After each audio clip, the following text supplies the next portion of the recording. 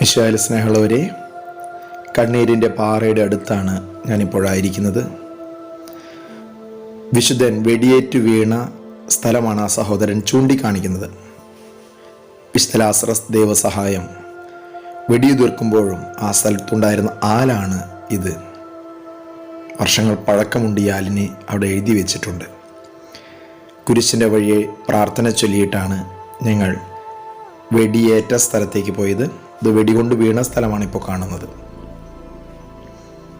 ചിലർ കരുണയുടെ ജപമാല ചൊല്ലിയും ആ കൽപ്പടവുകൾ താണ്ടി മുകളിലെത്തും.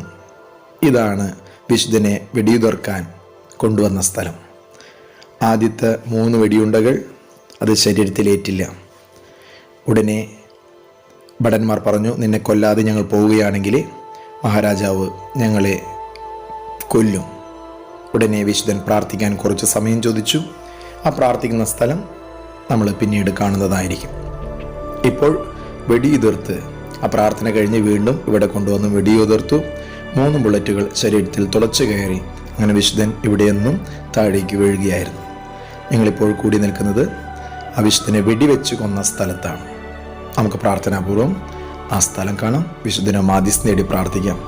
വിശുദ്ധ ദൈവസഹായം പിള്ളേ, വിശുദ്ധ ലാസറസ് ദൈവസഹായമേ, ഞങ്ങൾക്ക് വേണ്ടി അപേക്ഷിക്കണമേ.